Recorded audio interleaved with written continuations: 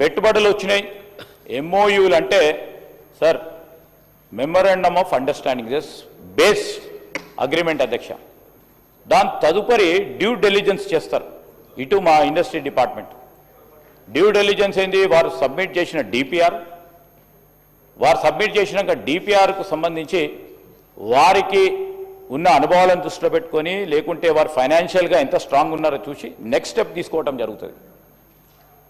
ఎంఓయూలు చేస్తూ ఉంటే ఈ పోటీ ప్రపంచంలో నేను నేరుగా ఈరోజు నేను మా పాయల్ శంకర్ గారికి, అదే కూడా వెంకటరమణారెడ్డి గారితో ప్రత్యేకంగా నాకు జరిగిన సంభాషణ చెప్తా ఉన్నాను. గౌరవ మహారాష్ట్ర ముఖ్యమంత్రి గారితో నేను నేరుగా అడిగిన, మీకు పెట్టుబడులు వస్తూ ఉన్నాయి 6 లక్షలు 7 లక్షలు సార్, గత సంవత్సరం మీరు 7 లక్షలని డిక్లేర్ చేశారు, ఎంత మీరు గ్రౌండ్ చేస్తున్నారని అడిగాను. This is my discussion with honourable chief minister of Maharashtra.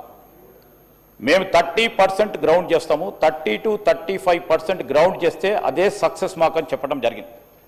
అంటే వారిని 65% ఎందుకు చేస్తలేరు, ఏ విధంగా చేస్తలేరు అడతలేను. They are so many practical issues will be involved after MoUs. ఆ ప్రాక్టికల్ ఇష్యూలో ఒకటి చెప్తా ఉన్నాను అధ్యక్ష, వారి కంపెనీకి సంబంధించి ఈరోజు అనుకునేది వారి కంపెనీకి సంబంధించిన ఫైనాన్షియల్ క్లోజర్ రాకపోవచ్చు, వారి కంపెనీకి సంబంధించి ఇన్వెస్ట్మెంట్ పరంగా లోన్ అసిస్టెన్స్ రాకపోవచ్చు, వారి పార్ట్నర్స్లో కొన్ని ఇబ్బందులు రావచ్చు. ఈరోజు మేము తీసుకోవాల్సిన డ్యూ డెలిజెన్స్ ఏముంటుంది?